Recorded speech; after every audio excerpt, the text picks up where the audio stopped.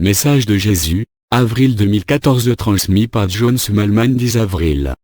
Vous avez un pouvoir énorme, des capacités énormes. Le temps, tel que vous le vivez dans l'illusion, est en train de s'accélérer. La raison en est que vous vous concentrez de plus en plus sur le moment présent, qui est complètement libre des limitations que vous impose la construction du temps. Vous faites votre chemin dans l'éveil, où le temps n'est plus, et ce faisant le temps semble s'accélérer et vous emmener avec lui. C'est toute une aventure, n'est-ce pas? Et bien sûr cela conduit à une complète cessation du temps. Vous avez un dicton, le temps est primordial, et au sein de l'illusion cela semble bien être le cas, car tout le monde est presque constamment en train de courir pour tenir le rythme, pour imposer des délais, assister à des réunions, et quand parfois vous restez à la traîne le monde continue à couler en vous ignorant, apparemment indifférent. Cet état n'est pas heureux parce que vous devez alors reporter ou annuler certaines des choses que vous aviez l'intention de faire, qui à l'époque semblaient incroyablement importantes. C'est déprimant pour vous et cela peut vous conduire à vous juger vous-même, à juger que vous n'êtes pas assez bon, pas assez fort, que vous n'avez pas assez de ressources par rapport aux autres qui semblent s'en sortir tellement bien. Le temps est source de confusion, de très grande confusion pour vous car il est très instable, surtout quand vous devez compter sur sa stabilité. Vos horloges atomiques sont incroyablement précises dans leur mesure de son passage, mais tout ce qu'elles mesurent réellement, c'est la fréquence de leur propre fluctuation d'énergie, ce qui est utile dans un sens physique ou scientifique, parce que des relations très précises entre diverses choses peuvent être établies dans l'espace. Mais le temps est ce que vous ressentez lorsque vous attendez que quelque chose arrive ou se passe. Il est purement empirique et, en fonction de l'intensité et de l'orientation de vos attentes, la même quantité de temps mesuré peut sembler longue, courte, ou normale. Cette sensation vous est complètement personnelle, individualisée et séparée comme vous l'êtes, et vous confirme donc la réalité de l'illusion et votre solitude dans un univers vaste et indifférent, au sein duquel vous êtes engagé dans une lutte incessante pour survivre. Le concept de l'unité n'a absolument aucun sens ici, il est tout à fait incompréhensible, une autre idée folle qu'il vaut mieux ignorer ou rejeter. C'est pourquoi presque tous les mystiques, les maîtres, les êtres illuminés, et nous dans les royaumes spirituels vous conseillent de faire un effort très déterminé pour vivre le moment présent, le seul moment qui a une signification réelle, parce que tout ce qui arrive maintenant. Se désespérer du passé ou s'inquiéter de l'avenir est un épuisement incroyable et complètement inutile de votre énergie. Oui, dans l'illusion il semble que des gens intelligents, créatifs et extrêmement motivés peuvent, pour ainsi dire, déplacer des montagnes. C'est qu'ils construisent des chemins de fer, des super-autoroutes, des navettes spatiales, des armes, etc., mais tout cela est illusoire et ne durera pas car au sein de l'illusion tout, et il n'y a aucune exception ici, se délabre, s'écroule, et se désintègre. Se focaliser sur le moment présent est un exercice spirituel qui vous aide à nettoyer votre esprit de distractions étrangères et vous attire irrésistiblement vers votre réveil inévitable, dans votre état naturel d'être pleinement conscient. Après quoi toutes les limitations du monde illusoire s'évanouissent tout simplement. Tandis que chacun de vous élève son niveau de conscience par la méditation, la contemplation, ou en se concentrant sur ce moment présent omniprésent, vous découvrez que vos besoins physiques diminuent toujours davantage. Et qu'en même temps votre paix et votre satisfaction grandissent proportionnellement, que vos soucis restants se dissolvent. Et vous savez que tout est divinement pris en charge et donc, bien sûr, que vous n'avez absolument rien à craindre. Et cela produit un état de relaxation alerte qui réduit merveilleusement le stress et la pression artérielle. Et vos médecins et vos scientifiques sont absolument d'accord sur le fait que la méditation est bonne pour vous. Alors, même si vous n'avez pas le sentiment d'atteindre de merveilleux moments de lucidité, d'illumination, ou quelque autre expérience éclairante et exaltante très recherchée, accordez-vous le temps de méditer. Par-dessus tout soyez patient avec vous-même en le faisant, et ignorez toutes les distractions égoïques qui ont tendance à affluer dans votre esprit lorsque vous êtes assis tranquillement à ne rien faire en vous rappelant toutes les choses que vous devriez faire. C'est votre ferme intention d'ignorer ces distractions qui vous procurent les avantages de cette pratique. Et cette aptitude augmentera indéniablement si vous persistez dans une méditation régulière. À mesure que vous réussissez à négliger ces distractions, un espace se libère pour écouter votre guidance spirituelle, ces petites touches intuitives qui vous aident à résoudre les problèmes qui vous troublaient. Le succès engendre le succès, et tandis que vous apprenez à résoudre vos problèmes personnels dans le calme et en douceur, votre compétence dans tous vos domaines d'activité augmente. Vous avez chacun un pouvoir énorme, des capacités énormes, vous le savez parce qu'il y a partout ces livres de développement personnel qui le confirment. Et vous y accédez au moyen de votre pratique méditative. Le pouvoir et l'importance d'une pratique méditative ne peuvent jamais être surestimés tout simplement parce qu'ils sont extrêmement puissants. Lorsque vous êtes fatigué ou découragé, il est souvent très tentant de vous passer de votre méditation en vous disant « juste pour aujourd'hui ». Et vous vous rappelez combien c'était gratifiant les fois précédentes où vous avez essayé de méditer alors que vous vous sentiez comme ça. Pourtant, même s'il semble que vous n'en ayez tiré aucun avantage, prendre le temps de vous asseoir malgré votre réticence et l'inefficacité à laquelle vous vous attendez en le faisant, est bénéfique. À un niveau profond vous le savez, alors ne vous occupez pas des plaintes de votre corps fatigué et anxieux et entrez en état de méditation, ne serait-ce que pour quelques minutes, parce que cela vous fortifie vraiment. Beaucoup d'entre vous ont parfois abandonné complètement leur pratique de la méditation, et puis ils ont décidé de la reprendre peut-être des mois ou même des années plus tard. Et les résultats ont souvent été assez surprenants lorsqu'ils ont retrouvé un sentiment de paix et de détente qu'ils n'avaient pas connu depuis longtemps. Alors, si vous en êtes là, reprenez votre pratique dès maintenant, savourez les résultats, et permettez une fois de plus à l'amour de s'écouler abondamment à travers vous, car il le fera, pour vous guérir et guérir ceux avec lesquels vous interagissez. C'est pour cela que vous êtes ici aujourd'hui, pour être un canal à travers lequel l'amour de Dieu s'écoule constamment et abondamment vers la planète et toutes les formes de vie qu'elle soutient. Votre frère qui vous aime, Jésus. 19 avril. Rien de ce qui existe ne peut être inférieur à Dieu. Le dimanche de Pâques est un jour très important pour beaucoup d'entre vous car vous célébrez chaque année la commémoration de ma résurrection et de la confirmation que tous les enfants de Dieu et tous sont les enfants de Dieu ont droit à la vie éternelle. Comme je ne cesse, avec bien d'autres, de vous le rappeler, la vie ne s'arrête jamais. Notre Père nous a créés pour jouir de la vie éternelle, et ce qu'il crée, par sa nature même, éternelle. Depuis le moment de votre création, vous avez vécu constamment, sans interruption, au sein de l'unité qu'il est. Il est tout ce qui existe, et par conséquent il n'y a aucun ailleurs où vous pourriez résider. Lorsque surgissent des doutes ou des inquiétudes, rappelez-vous simplement, il n'est nulle part qui ne soit pas Dieu. Votre ignorance de Dieu et de son amour infini pour vous est illusoire. Rappelez-vous cette vérité aujourd'hui. Et demain.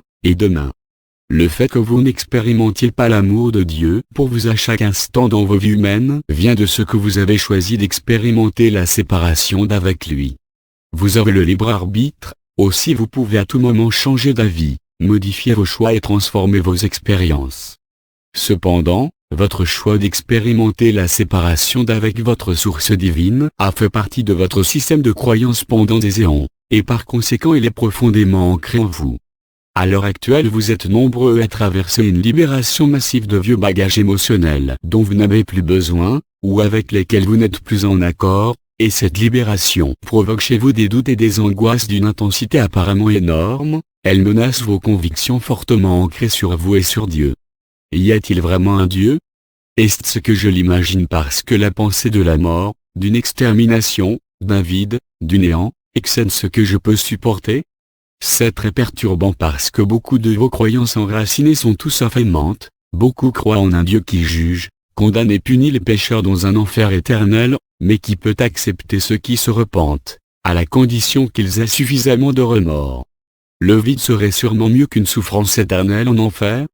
Cependant, la vérité est que vous êtes toujours aimé par Dieu, et que vous ne pouvez jamais rien faire pour changer cela. L'enfer relève de l'illusion, il est irréel, mais beaucoup en font l'expérience tous les jours, ce qui leur semble-t-il absolument réel. Ce que vous croyez et ce que vous expérimentez. Vous avez tous rencontré des gens qui sont en permanence malheureux, victimes dans un monde injuste.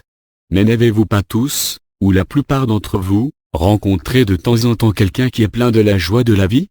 Les deux habitent le même monde, ils choisissent juste de voir les choses différemment. Dieu est amour, Dieu est immuable, et puisque vous faites partie de Dieu vous l'êtes vous aussi. Vous avez juste oublié momentanément qui vous êtes, oublié votre véritable nature divine et, au sein de l'illusion, vous jouez encore avec l'idée d'être séparé de Dieu, et donc inférieur à lui. Mais rien de ce qui existe ne peut être inférieur à Dieu, parce que tout est un avec Dieu. J'ai découvert cela lorsque je parcourais la terre il y a tous ces siècles, et votre destinée est de faire la même découverte. Vous êtes capable de retarder cette découverte en atermoyant dans un état d'auto-jugement douloureux où vous choisissez de croire que vous êtes indigne de l'amour de Dieu, et où vous complétez ce choix avec une croyance ou une série de croyances dans lesquelles vous choisissez de vous punir en vous rappelant sans arrêt que vous êtes indigne de son amour, et que vous devez vous retirer de sa vue jusqu'à ce que vous vous amélioriez ou deveniez digne. Mais il vous a créé parfait, alors comment pourriez-vous vous améliorer? Votre sentiment d'indignité est illusoire, il fait partie de l'environnement illusoire dans lequel vous vous êtes plongé, et dont vous continuez à prouver la vérité et la réalité en traitant les autres sans amour, puis en observant les résultats désastreux de ces attitudes et de ces comportements péments. Mais des êtres d'amour, vous, sont incapables de traiter les autres sans amour, parce que vous êtes un avec Dieu, votre source divine. Ce que vous voyez expérimenter comme douleur, souffrance, trahison, méfiance, abandon, solitude sont tous des aspects de l'illusion que vous avez collectivement construite afin de jouer avec l'idée de séparation de la source, Dieu, votre Père éternellement aimant. Sa volonté pour vous est que vous soyez pour toujours heureux, joyeux, en paix, content et vous réjouissant follement du fait d'être éternellement vivant en tant qu'aspect essentiel et irremplaçable de lui. Lorsque vous vous réveillerez dans la réalité, ça sera votre expérience permanente. L'une des étapes essentielles sur le chemin de votre réveil est de pardonner. De vous pardonner vous-même. Jusqu'à ce que vous vous pardonniez vous-même, il est extrêmement difficile de pardonner vraiment les autres, même si votre intention de le faire est très solide. Tant que vous resterez non pardonné, vous continuerez à vous mesurer aux autres, à vous comparer à eux, et à tenter de vous justifier tout en les jugeant. Mais vous n'avez pas besoin de vous justifier. Dieu vous a créé, aucune justification supplémentaire n'est donc nécessaire ni possible. Lorsque vous vous pardonnerez vous-même honnêtement, vous verrez qu'il est de plus en plus facile de pardonner les autres, quel que soit le mal ou la corruption que vous aurez pu percevoir tout d'abord en eux. L'absence de pardon est l'écran sur lequel l'irréalité de l'illusion est projetée. Lorsque vous pardonnez, vous éteignez réellement le projecteur, vous roulez l'écran et l'illusion est partie. Aussi, en ce jour de Pâques, engagez-vous pleinement dans le pardon et, puis détendez-vous et abandonnez-vous dans l'acceptation aimante et inconditionnelle qu'il vous offre. Rappelez-vous que j'ai tendrement pardonné à ceux qui m'ont crucifié, sachant qu'ils n'avaient aucune idée de ce qu'ils faisaient ni de la raison pour laquelle ils le faisaient, parce qu'ils étaient dans la confusion de l'illusion. Relâchez cette confusion et soyez libres, c'est votre destinée inévitable. Dieu ne vous pardonnera pas parce qu'il ne voit rien à pardonner.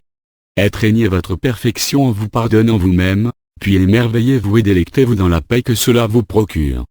Votre frère qui vous aime, Jésus. 27 avril.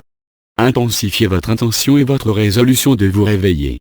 Vous avez formé l'intention collective de vous réveiller, mais beaucoup parmi vous traînent les pieds en raison de l'anxiété sur ce que signifie réellement votre réveil, et parce que vous êtes habitué à l'illusion et familier avec tous les problèmes qu'elle vous présente en permanence. Beaucoup craignent également que les commodités auxquelles vous vous êtes habitué au cours des 60 ou 70 dernières années ne soient plus disponibles en raison de pénurie d'énergie puisque vous épuisez les ressources de la planète à un rythme insoutenable. Un aspect de l'illusion est une forte aversion pour le changement, parce que le changement a souvent provoqué confusion, douleur et souffrance. Alors vous choisissez d'avancer avec précaution parce que l'impétuosité a trop souvent conduit à des conflits et à la guerre, et que même maintenant, beaucoup d'entre vous sont préoccupés par l'éventualité d'une nouvelle guerre en Ukraine.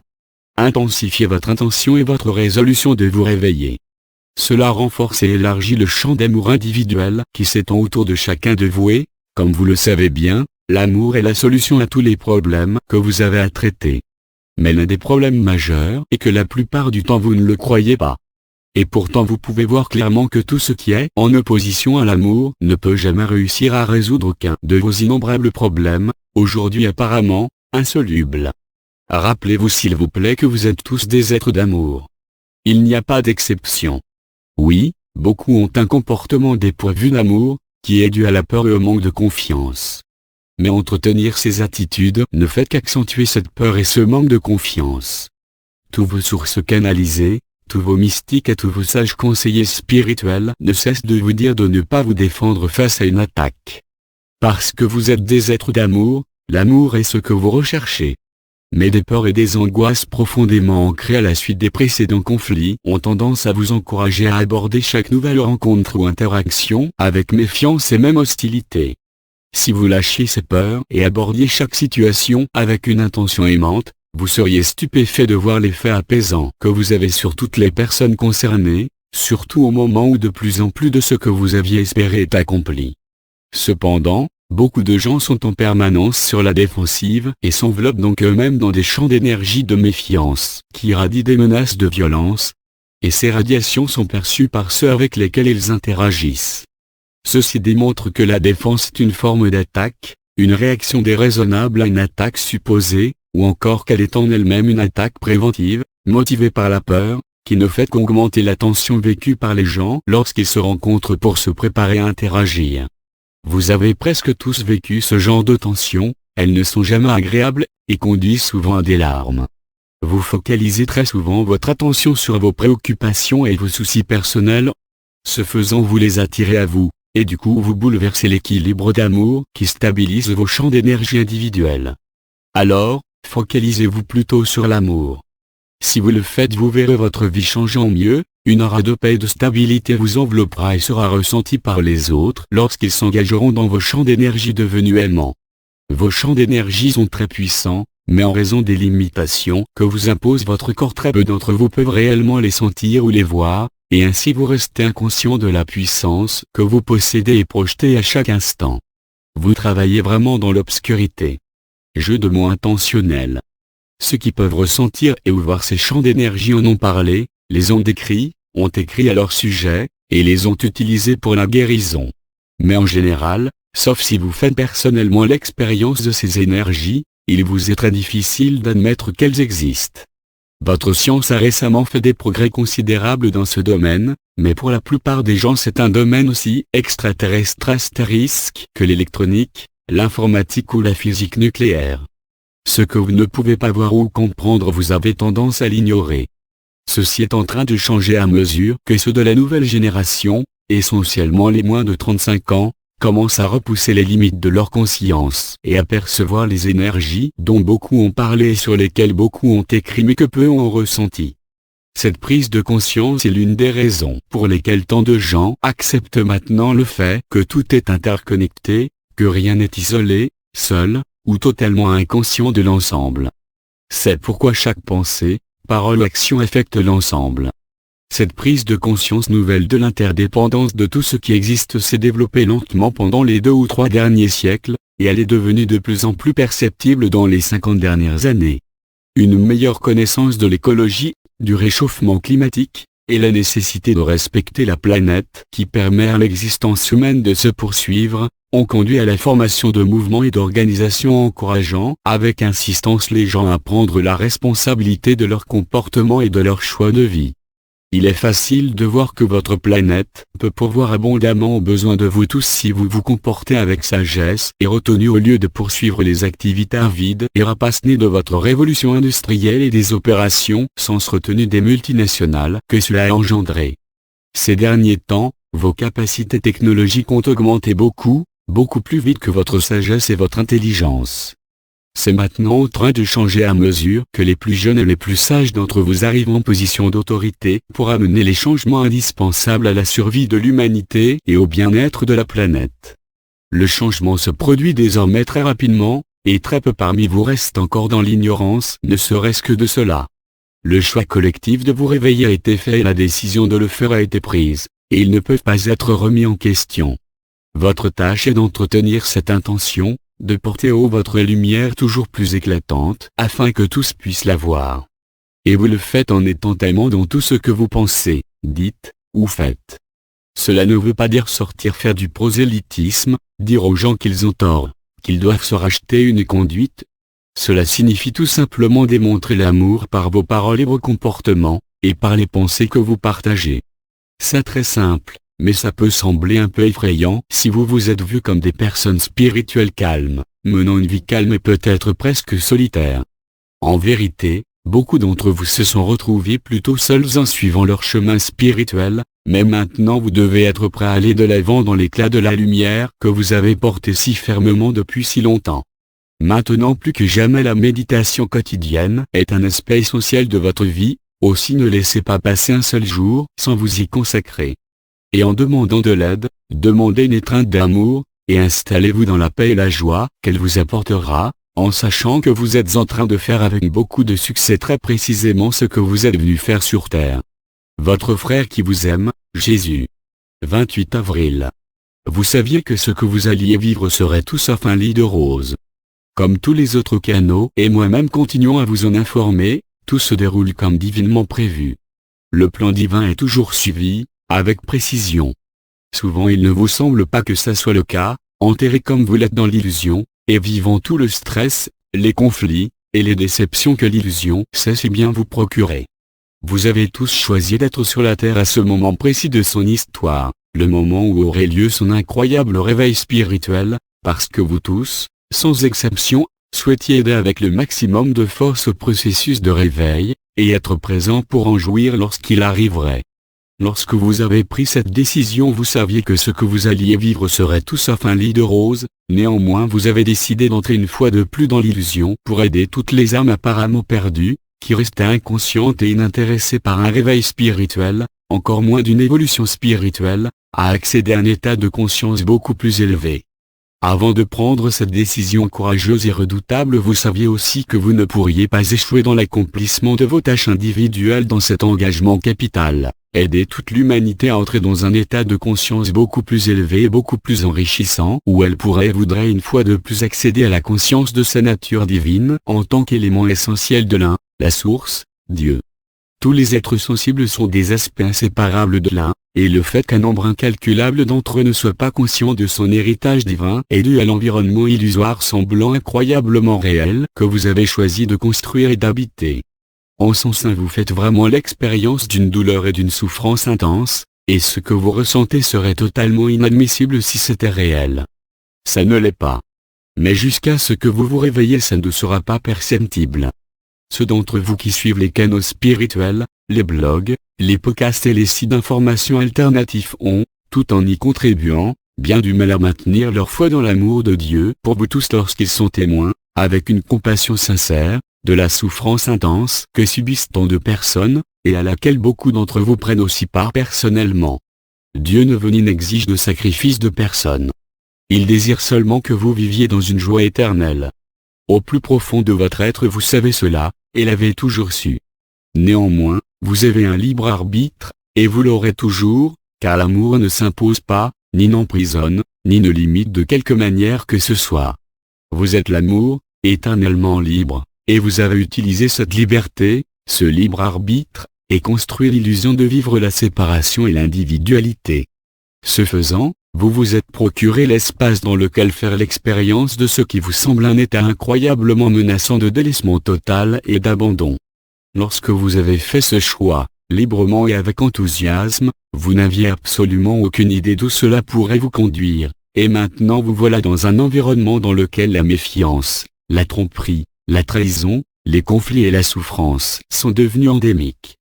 Mais, en raison de l'amour éternel de Dieu pour vous, et en raison du fait qu'il n'y a rien en dehors de lui, ce que vous vivez actuellement reste, comme cela a toujours été, un rêve réel, un cauchemar. Il est maintenant sur le point de disparaître à mesure que l'amour à partir duquel vous avez tous été créés se développe grâce à chacun de vous, enveloppant tout, et vous faisant tous inévitablement avancer dans l'éclatante lumière du jour éternel de Dieu, où les ombres comme l'illusion ne sont pas confortées et ne peuvent pas survivre. Vous voulez tous échapper à l'illusion.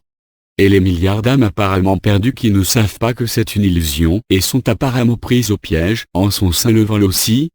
Leur désir est un désir de liberté, de sécurité, et d'abondance, mais cela n'est disponible qu'en dehors de l'illusion, à la maison à la présence de Dieu. C'est là que vous allez. À la maison.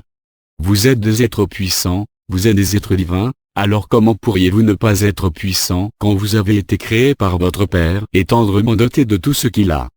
Dans ces conditions, alors votre intention et votre décision collective de vous réveiller garantissent que rien ne peut l'empêcher. Focalisez votre attention sur la certitude que vous allez vous réveiller, et nourrissez l'intention d'être ouvert pour recevoir et accepter l'abondante énergie du courant d'amour qui vous pousse doucement et inexorablement en direction de chez vous. Parce que vous êtes tous des êtres divins, en union avec votre Père, votre volonté doit être en complet alignement avec la sienne, aucune autre volonté n'est possible. Et, comme cela vous a si souvent été dit, sa volonté est que vous viviez une joie éternelle. Votre seule option est donc de vous réveiller dans sa divine réalité.